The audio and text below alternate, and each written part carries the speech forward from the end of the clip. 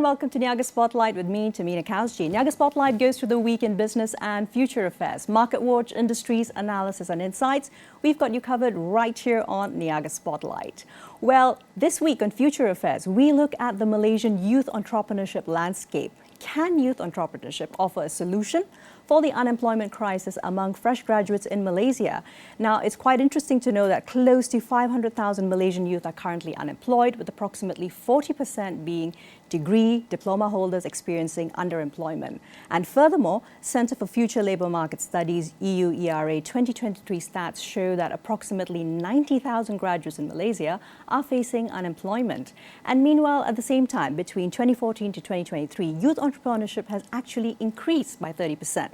This is due to government policies, continuous encouragement, and also increased incentive and targeted intervention strategies. However, only 20%, did you know, of all such enterprises survive and thrive each year. So today we focus on youth entrepreneurship and strategies to enhance capacity and competitiveness in order to ensure direct economic growth and sustainability. Joining me in the studios now for this timely discussion, we've got an excellent lineup of panelists. We have, of course, Yap Soo Yee, founder and CEO with Community Tukang Jahit. We've got Daniel Al-Bakri, Program Manager with RISE, Asia School of Business, as well as Shazrul Suhaimi, right next to me, Research Associate with Khazanah Research Institute, KRI. How are we all doing? Thank you so much for making time today. Thank you for having us. Thanks, Tamina. Fantastic. Okay, Shazrul, perhaps I can get started off by asking about the Budget 2024 allocations. We've seen small loans for micro-entrepreneurs and small traders taking the spotlight. There's a 330 million allocation under Tekun to provide financing facilities to small traders. There's Batik, Craft Entrepreneurs, Orang Asli, Sabah, Sarawak, Bumiputra. Any thoughts on this, preliminary, from a macro perspective? Okay. So for the allocation from Tekun is quite welcome. Is a continuation of Budget 2023, and it also gives the much needed support for grassroots businesses. What is more important is that it not only fosters entrepreneurship in these marginalized communities, but it also promotes our traditional crafts and cultural heritage. Absolutely. And Soo Yee, given the fact that Community Tukang Jahit, KTJ, and your tailors focus on batik, any thoughts on this? I think the support is definitely something that the government saw to, perhaps grow the gig economy. I think it's great. But to me, I think more on my perspective as running a business and starting young is that it's more so on how is the allocation given, and also, the monitoring, the due diligence. I think that part perhaps is still a bigger, like you said, the macro view, right? I think that's what is still lag behind, perhaps. Yeah, exactly. And just to run us through briefly, what are KTJ's stats looking like currently? You have about roughly how many full-time tailors working with you? We have about 70 to 80 tailors with us, and these are home-based seamstresses. These are stay-at-home moms, single mothers, the OKU group, and these are technically the gig economy, I would call it, right? So these are women who are unable to go into the workforce due to children and responsibility of the household. So with KTJ as a platform, they're able to actually earn a side income with the time in between of their home responsibilities. Exactly. Also balancing the fact that we do want to be having many more women involved in this area. Yes, Daniel. Oh yeah, if I could just chime in as well. In terms of the, let's say, Orang Asli and the B40 communities, some RISE research has actually shown that there's actually a difference in perception of entrepreneurship between urban and rural youths. For urban youths, they see it as a full-time career, something that they can actually go into and earn a living wage off. Whereas for rural youths, they generally see it as a backup. It's something that's not really something that they can rely on and live off for their whole careers. So I think it's also important to ensure that while you are providing the capital and the fundings for people to start their businesses, you have to also make sure that their aspirations there are something that can be grown into something full-fledged. If not, you'll end up with just very small businesses that fail regularly.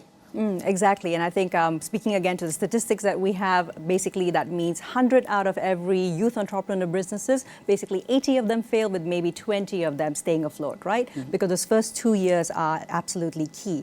Okay, now there are other allocations as well, 20 million ringgit to contribute to the Bumiputra Youth Entrepreneurship Program, or TUBE, under SME Core. So what are the actual gaps between such allocations and whether youth entrepreneurs can survive the first 2 years in business? entrepreneurs. Sui, perhaps you can go back to the experience that KTJ actually experienced. You actually did pivot from a slightly different business model, but within the same sector in 2018. What were those challenges within the first 2 years of operation that told you, okay, now is the time and we've got to make that switch?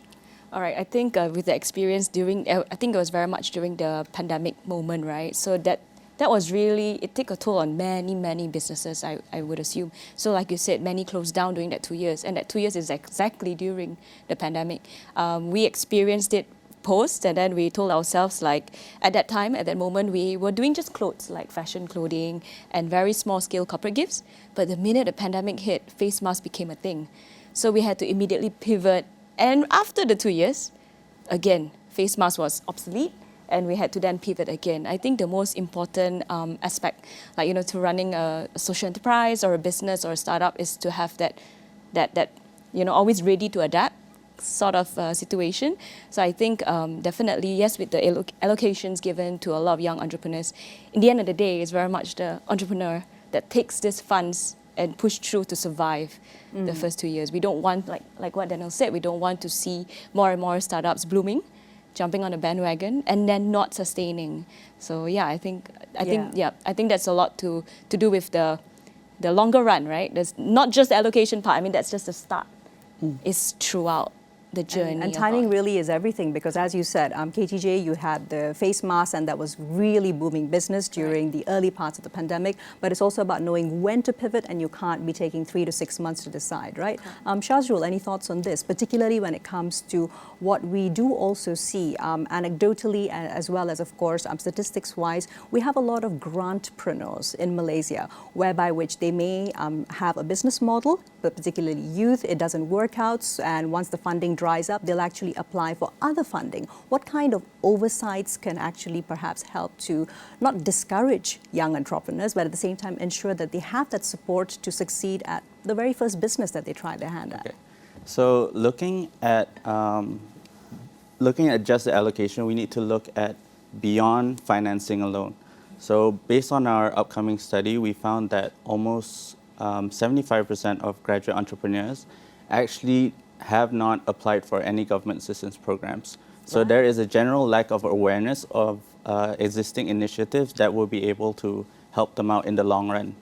So interesting. Daniel, any thoughts on that, particularly when it comes to awareness amongst the youth that RISE has been able to reach out to 350 odd overall? Yes, I think that's something that we've definitely encountered with many of the youth, not only from our boot camps, which are on the ground, but also with our online courses as well, that there's actually a lot of resources that are available from government, SME Core. There's a whole slew of programs, but there's just very little signups beyond maybe when they first launch. And I think that's an issue of just getting people aware and marketing it. And in the sense that it's not just something whereby you have a target group and you just shoot it. It's something that should be talked about all across. And this is where education comes into the picture as well, right? It should be something that they should be aware of, before, you know, at high school, in colleges, in universities, and post that. And make sure that always that they can connect to that. Because these days it seems very odd that all these online resources aren't being tapped on when everybody, well, most people are able to just quickly do a Google search. Exactly, so true. And Sui, I wanted to ask you, looking at the general economic climate, of course, we are in a full pandemic economic recovery phase, but at the same time, cost of living pressures have meant slower purchasing power. And managing that as an entrepreneur, particularly those that also you have amongst your tailors, those who fall into the youth demographic, how are they managing it? So I guess it comes to echo with Daniel, is that it comes to awareness and a lot of education. I mean, from your sector, it's more like educating the youths to jump into entrepreneurship.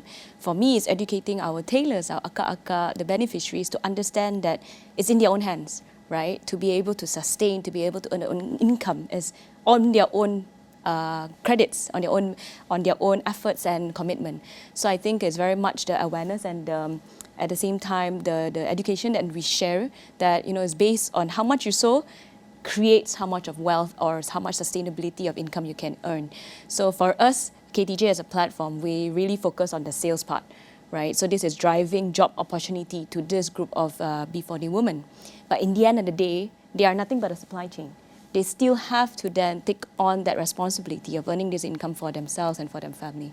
So it's very much, the belief that yes, it may be at the start 50 ringgit per week, but some of them are earning more than 1,000 a week. And this is more than what subsidies are given. It's probably more than enough for their their household income.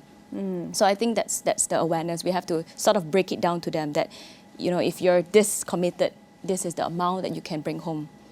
True. And of course, that commitment also takes short-term, medium-term, and even long-term time investment, right? So from there, and also zoning in on the fact that you said only being part of a supply chain. I wanted to ask about the 10 million allocation, which will go towards financing Tekun Belia, the mobilepreneur scheme. And this is capital for young people involved in delivery services using motorcycles.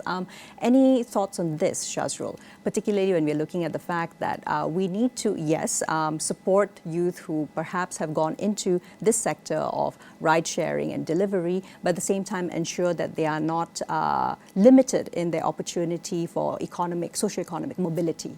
Okay. So although the program highlights mobilepreneurs, the gig economy also encompasses tasks and the completion of micro tasks on digital platforms. So there is an expanded view that we need to take into when we look at gig economy. It is constantly changing, so it will be useful for these individuals to look at the existing digital platforms that we have and look at what is currently being demanded in the market to make sure that they can upskill and hopefully develop themselves as individuals. Very interesting indeed. And Daniel, so when it comes to other skill set that Malaysian youth in the gig economy require, what was something that RISE's programs were able to sort of hone in on? I think in terms of actually, before we get into that, I think something interesting between the gig workers and entrepreneurs is the interest sometimes with gig work for Malaysians. Yes, sometimes that's the only opportunity they might have, but it's also what we found actually, like we had talked to youths from Yayasan Chowkit, because we were interested in running programs there, and they were saying you're going to have a lot of resistance because many of them are fine with being Grab riders, and part of that is because of the independence that kind of work allows for. They work at their own time and that sort, and they choose when they work and how they work. Yeah. But the thing is that we can bring up is that actually that's also entrepreneurship to a degree. If you run your own business, that's the sort of things you can do. You're your own boss. So I think in terms of the skills that are needed for gig workers and also for entrepreneurs is one, as has been mentioned, is that adaptability, being able to deal with people, deal with their customers. That's something that they have to do all the time, as well as that degree of independence. And independence, if we can translate that into initiative, then you're already halfway there between being somebody who just does it 9 to 5 and actually kickstarting something maybe potentially new and running a business and going from there. So we kind of try to hone in on that in our courses because a big portion of entrepreneurship is not so much about business acumen and finance. It's important, but you can get people to do that to help you with that. What's important for an entrepreneur is to have that problem-solving attitude, that sort of innovative view of the world, to look at things and see how can I solve this and have that initiative. And that's a big thing a lot of our research has been looking at is how do we move people from having that, an interest to the initiative to starting a business. Right? Exactly. And from interest to initiative, I think it's also really important that we also frame this entire discussion through the lens of how that may also differ between urban and rural demographics. Any interesting insights from there, Daniel? Oh yeah, I think as I mentioned, so we had looked into rural youths in Semborna. We were looking mainly in girls actually, as girls' schools, as well as youths in KL. So it was one school there and 2 schools in Semborna. And then we kind of made them draw out what their aspirations in the future was. Right? If you imagine yourself as a business person, what would you look like? And what we found for a lot of urban youth, they saw themselves in that case as, like I said, that entrepreneurship was definitely a full-time career. You could see yourself becoming a successful business person, right? You start something small and you grow and it becomes something big, and I'm very wealthy and a big family, right? My restaurant's going to be huge. But for rural youths, their aspirations are a lot smaller and very tempered. Whereby it's a case of if I don't get the job that I want, which there was generally government work, right. If I don't get that, then maybe I'll start a business, and then it was kind of like a fallback plan. Or if or if I don't earn enough money from my job, then I'll have a small business on the side to supplement that, which is perfectly fine. It's something that we do encourage for those. But to see that that's your dream, that's the highest level that you think you can go with this, and that is definitely something that could curtail really how far they think they can go. Because initiative is one thing, and the sad part was there were plenty of girls there who actually were eager to learn. They were very interested, and they had that drive, that initiative, but they still set that bar, that ceiling for themselves to say, well, actually, I don't think I can go beyond that. Right? And certainly that's going to be a hampering factor if you're going to actually start a business and to drive and to push it and to make it something bigger than what you had. So it's a sad fact, and that's something that's also now moving forward with our newer programs. We're definitely going to try and look into that to see how we can tamper with that. But that again comes back to education. It can't just start at high school. It has to start younger. Exactly, and also about addressing those gaps, particularly when it comes to what they're able to even set their goals and targets towards. I think it's really important that you've highlighted how it vastly differs, the motivation behind why urban versus rural youths actually get into entrepreneurship. Shazrul, I wanted to talk a little bit about some of your findings and what you discovered while authoring Breaking Barriers, your report on exploring the landscape of youth entrepreneurship. So there are going to be 13 ministries currently working collaboratively to support youth entrepreneurship by channeling TVET graduates. Now, your thoughts on how this ecosystem, while still nascent, needs to be set up to ensure that it isn't just producing also those qualified now on paper at least with a certain skill set, but unable to operationalize it as youth entrepreneurs. Okay, so to talk about the 13 ministries working collaboratively, it shows that this current system is actually quite fragmented with programs that might overlap with one another. From a researcher's point of view, it will be interesting for us to have an evaluation of the current programs that exist to see which ones are the most effective. When we look at TVET graduates in particular, we know that most of them are diploma holders coming from lower income households. So it's very nice to see that the government is working on empowering TVET education as an avenue to reduce the overall misperception that people or the public might have towards TVET. TVET graduates have a unique potential when they try to enter entrepreneurship. They can use the technical and practical knowledge that they've acquired in their institutions to set up things like workshops, for example. Very interesting indeed. And of course, TVET, of course, following the model that we have in a lot of Western countries, Australia, for example, whereby even as long as you're professionally qualified, you can still earn a lot from what are generally considered and looked upon as low-grade manual skills. Right. On that note, though, we take a quick break. We'll be right back with Niaga Spotlight. Do stay locked on to us.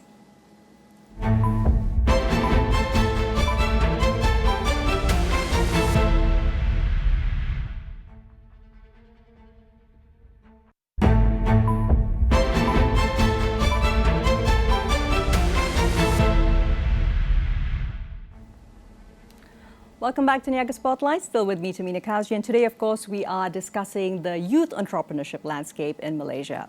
Daniel, coming back to you, tell me a little bit more about how our Rises to Work RTW program approaches the much-needed TVET and others soft skill-centered training that our youth actually need. Oh, okay. Our Rise to Work program actually steers away from entrepreneurship, to be honest. Okay, all right. That one is actually related to looking at youths who have graduated 1 or 2 years before and they haven't actually gotten a job during that period of time. All right. So these are people who might feel that they, at the time that they come to the program, that their peers have actually kind of left them behind. They've already got 1 or 2 years of work experience compared to them. Many of them were in part-time work as well as freelancing, which generally sometimes is not, especially in Malaysia, is not really considered work. It doesn't count to your work experience. So we took those people, those youths in and brought them in for a base camp where we kind of built up a little cohort, a sense of camaraderie between them. And then we got them into work placements, 3-month work placements. And fortunately, all 10 of them are now working full-time jobs. So we managed to transition them from that state of post-pandemic, post-MCO, don't know what they're going to do. They can't seem to get any jobs, and then now they're working full time. But there, actually, what's really important, and actually ties in also with entrepreneurs, micro entrepreneurs, is a sense of a social network is super important. For these ones, particularly for these youth, again, like I said, their peers are already ahead. They're talking about problems with their bosses and things, and no longer talking about, oh, my difficulty in getting through my interviews. So getting a group of people who can share that experience and give you tips and things like that on top of the guidance and mentorship that we provided was very useful. But that's also something that's very useful for micro entrepreneurs in a different way, because each business, while they're going to be very different, there'll be some similar pain points that then if somebody solves that, they can share that with everybody else. And in that way, I think a lot of the things are programs, even though they might not be necessarily focusing on the same groups. We're always focusing on youth, but it might not be entrepreneurship necessarily. But there's a lot of overlap in terms of what makes somebody successful in their career, whether they're owning a business or whether they're just trying to get employment. Those soft skills are actually really key, right? Thanks for highlighting that. We'll come back to that in a bit. But Suyi, first I wanted to talk about access to finance, which can also be limited for youth entrepreneurs, especially from our traditional financial institutions. So what kind of movement have you been observing as a young entrepreneur, especially when it comes to P2P financing, crowdfunding, and other avenues that we have in the Malaysian ecosystem? I think in the Malaysian ecosystem it's quite unique because it's actually getting more and more creative. To be honest, back then when I was looking up for financing, I was looking at grants from Cradle, then there's the Magic ecosystem that then helps you link up with other agencies around. And now there's P2P, there's crowdfunding, right? There's ECP, equity crowdfunding platforms. So while all that's being very creative, right, I think there's always this downside as well. No one really shares about that bit. Right, having your company cut up into many pieces and getting many people to have stakes and say in it can also affect the long run of the business, right? So no one speaks about that part. So I think maybe part of the education bit that I want to echo on is that it's very important that entrepreneur, before they start, they also find great mentors. Without great mentors, it's so easy to hit walls. I've hit many walls along the way. I've pivoted, I've failed. And like you said, in education, it's about being able to fail. Like having no fear in failure is what makes, the entrepreneur keep going. Like whatever kicks them down, they stand back up. So I think, I think that scene in that part of, yes, financing is all available, but you wouldn't want them to also just jump on, get financing, and not survive. So for me, it's very much the survivability of the person, the startup, the company, because as the company grows, you carry along many, many other employees, which then, solves part of the unemployment rate in Malaysia as well. So for me and my partner ourselves, when we think of the business, we're very afraid of actually, not making it because we worry very much so about the team that we carry on. Exactly, and as you said, it can revolve to anywhere up to even 80 individuals, and Correct. each one of them, of course, being female entrepreneurs, they are then connected back to their own family. A lot of them are single mothers. Correct. Yeah. So the more big, in a way, when you scale, you kind of have that, you carry along that responsibility as well, because you're so afraid that if anything were to go wrong, what happens to then your team? So that's why I guess the government is doing something about the allocations, because once you build more successful businesses, you carry along more employees, hence helping the unemployment rate as well. Yeah. But in the end of the day, it's still the person running those businesses that are key. Exactly, and needing the support that comes from not just, of course, financial support, but mentors, as you said. Shazrul, your thoughts on, of course, the financial inclusion for young entrepreneurs when it comes to the lack of collateral that a lot of them have, and what P2P crowdfinancing can actually offer as an ecosystem? So the reason why some entrepreneurs would resort to crowdfunding or P2P is because based on our upcoming study, we found that most of them are quite reliant on their own savings or their family savings to start a business, with the capital of usually below 10,000 ringgit. So the government has been pushing for entrepreneurs to explore alternative sources of funding, crowdfunding, for example, angel investors, venture capitalists, which would give them the opportunity to start a business where they might not otherwise have. Correct, exactly. So moving on from there into back to social capital, Daniel, I wanted to ask you about fresher graduates interested in youth entrepreneurship. How can they actually work towards establishing credibility or even identifying mentors? Well, firstly, I think the sad truth of the matter is the ones who are more likely to be successful already have that social capital. They come from families with backgrounds who already have those connections, who have the wealth to be able to support them, and they become more risk-taking. They're more willing to get out there. But for those who don't, then actually, to be honest, like I said before, there's actually a lot of programs that are actually available. For me, and just looking through like just SME Corp, because I'm obviously only looking at micro entrepreneurs. I'm not even looking for the larger scale ones. Sure. There's plenty of mentorship programs that they're providing, and so those are the areas where they can look into, as well as perhaps the other thing actually, which is something that's happened to some of our small businesses, is actually you can reach out to other micro businesses, SME owners. Because quite often, like I'm sure yourself, are more than happy to share and talk about your business and your experiences, or to join sessions and things like that. And that can be organized on an individual level, just personally messaging somebody, or that can be maybe student unions, student bodies, or whatever it is, then reaching out. So that's another way to do it. But in terms of credibility, that's when larger organizations, or if you get something like RISE, or all the other similar, entrepreneurship programs and NGOs and things like that, you at least have a registered body behind you to say, okay, this is not some random person off the street. This is a person that comes from there, and to some degree, there's been some degree of vetting there, and that they're honest and above board. But to be honest, for smaller businesses, I would, if your view is for a smaller business, I would say reach out to another small business owner. And again, it comes down to that sharing of experiences, right? And if you're completely new, then if you meet out with, let's say, 3 other small business owners, they can each share different stories, and that's something that you can use and grow. And once you make that connection as well, if you start something small, then oftentimes you will work together. You'll go to the same bazaars and whatnot. Yeah, got to appreciate that about building that, I think, not just solidarity, but very practical network amongst other people who may be within the same sector, but perhaps they've got a couple of tips that you don't. Sui, KTJ has also been given the chance to mentor such youth, etc., through universities. Tell us a little bit more about this. I think I was pretty jealous myself, because when they invited me to mentor, I wouldn't call myself a mentor, because it's quite a big responsibility when you hold on to such things. But it was a mentoring program, and most of the time when I would sit with the students, they already have a business idea.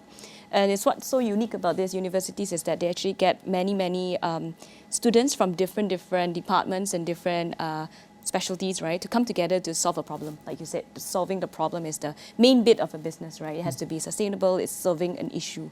So when I go in there, I kind of go on the very flip side. I don't like sugarcoat. I really tell them, like, be prepared. The real world sucks. Sorry for my... But no, it's truth-telling, right? It's truth-telling. And most of the time, because when I look back, when I had mentors and really young ones, back then in my days when I was 19, they sugarcoated a lot. And that really kind of took away 2 years of struggling, because it was sugar-coated that, the business model works. It's going to work. You just keep trying, But to be honest, if I had the real hard truth, I think I would have saved that 2 years. So it really comes to the education part, the early years of understanding that it's okay to fail. Because most of the time we hang on to the business model because of maybe face value.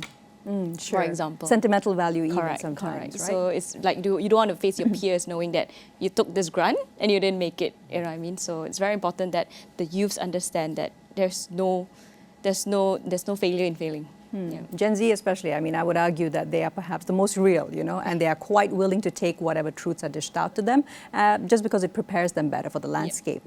Shashrul, I wanted to ask about the broader picture of youth entrepreneurship. The Malaysian landscape does actually suffer from low quality of investment received, as well as slow structural economic transition, and some weak linkages to the global value chain. What strategies does KRI believe can actually address these common challenges?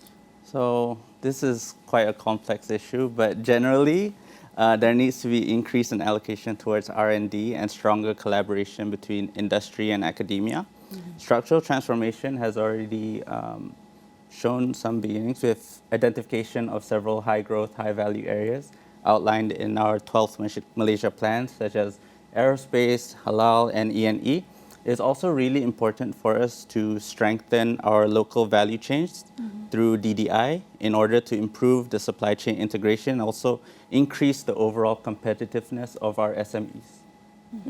All right, so that's really interesting because it looks towards mostly policy-related interventions and approaches. Meanwhile, what's happening on the ground can be quite different. Daniel, so according to the Global Entrepreneurship Index, or GEI, Malaysia actually ranked 58th in 2019. Our lowest indicators include technology absorption, high growth, internationalization, as well as startup skills. So what targeted approaches could perhaps help overcome these, especially as we look at the way in which most business models for especially youth entrepreneurship tend to bandwagon on what's popular, consumerable goods as well as F&B? I think in this case, you have to look into it and understand that, like, what is the purpose of entrepreneurship here, right? On one side, like, okay, from the RISE perspective, we're looking to help, especially B40 youths, kind of have upward economic mobility. So in a sense, we're just trying to get them to earn more and be able to survive better, right? And to kind of move up and not be left behind, essentially. In terms of when you're talking about like an international ranking and index, talking about internationalization and all, I think that's talking about larger scale. You're talking about larger businesses and things like that. So that shift between a small focus on, providing individual employment to you want to start a business that can actually create a large amount of employment and you're actually competitive on an international level. I think that's a rather larger jump there. And in terms of what you can inculcate in small, to youths to be able to to go into that big trajectory, I think that means chances are you're going to have somebody who was already educated in something that's of that level. Probably you're not looking at somebody who, maybe potentially a TVET person, someone from TVET who has a skill and then can ramp that up. But again, I think the part of the issue is also going to be that Malaysian market is small. You're not going to be able to have the same sort of like small, too medium, too large industries that say a business in the US or maybe in Europe, because they have the whole access to the whole European market. Yeah. So I think I'm talking a bit outside of my scope here as a micro business, Yeah, but at the same time, the micro businesses right now, they have the unique opportunity and have had for the past decade at least to via their online platforms, be able to reach a much more targeted audience, be it local or even regional. What are the opportunities for those youth who are interested in entrepreneurship to use the kind of social media know-how that Gen Z already has to capitalize on it as business owners? Well, I think that sort of social media as a means, it definitely helps with terms of marketing, that you can reach out to a larger population. But I think it's still nevertheless going to be hampered to a degree by your perspectives here, right? So urban KL folk will probably be more internationalized in that sense and be able to make use of social media to kind of go outside of the Malaysian market. But as I just mentioned, rural youth, for instance, have their aspirations very low. They're not looking at it from a large scale perspective. They're looking at it very small and micro. So I think the first step is to break that perception, to show that there are definitely opportunities there. And that's a bit harder because it sounds a bit more, it's not like, okay, just give them accounting skills and then they're on their way. It's actually a matter of self-perception and a matter of, basically giving them the perception of what trajectories they could have. And again, as I'm always harping on, it comes back to education here. Coming back to education, and that's really what I would like to end with, beginning with for Shazrul. So what kind of education-related interventions at an earlier stages, perhaps even primary school, rather than waiting until you're in college and maybe doing your second year of your degree that is specifically focused on business, do we actually need in order to drive this from just policy first, then allocations to actual action and success for hopefully more like 80% of people, not just 20% of youth? For intervention to happen at the primary or secondary level, teachers can teach their students and develop on skills such as essential business skills, basic financial literacy, and also problem-solving skills. These skills are not exclusive for entrepreneurship per se, but it will also be transferable for any other career path that they might opt into.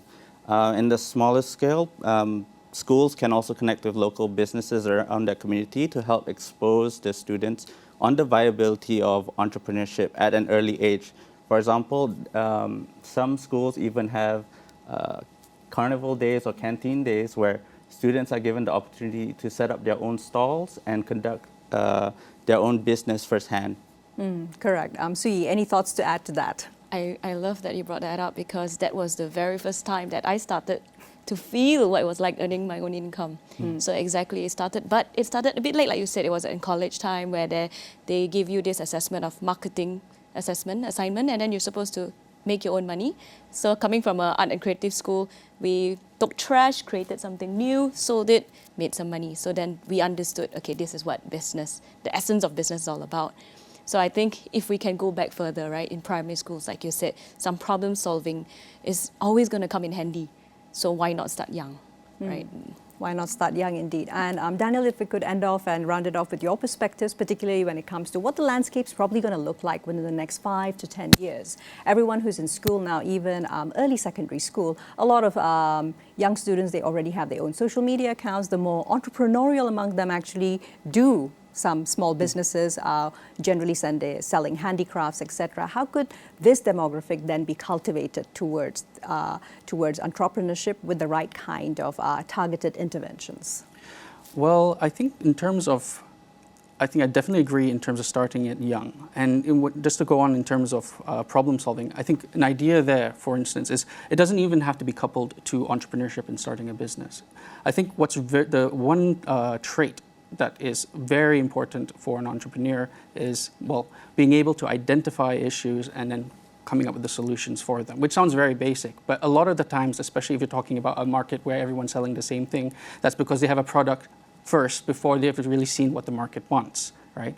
But if you start people young, let's say primary school kids, don't go start a business. Don't talk about, find a problem and build a business to solve it. Just start with, what are the things that your mom and dad are complaining about?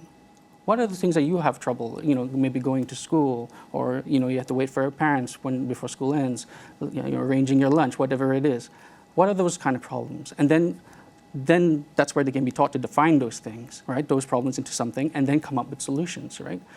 That's a business process already, right? Coming up with the solutions, now you're starting to develop a product. The business acumen, the finances, everything, that can come afterwards. But if you can get that young and repeatedly, right, that by the time they hit high school, you've got critical thinkers. You've got people who are going, I don't want to do the same. I don't want to sell lemang for IRI. I'm going to do something different, right? Or then that's where the access, the marketing, and all that becomes more important. Because before you even get to the advertising and the marketing side of things, you have to have something that solves something that the market wants to be solved. Once you have that, then it's all golden. Fantastic. Thank you so much. Daniel, Suyi, and Shazrul, just wish we had a little bit more time, but I think that was an absolutely comprehensive discussion on the youth entrepreneurship landscape in Malaysia. Well, this has been Niaga Spotlight with me, Tamina Kausji. We'll see you next Friday with more business analysis and insights. Here's to a productive week ahead.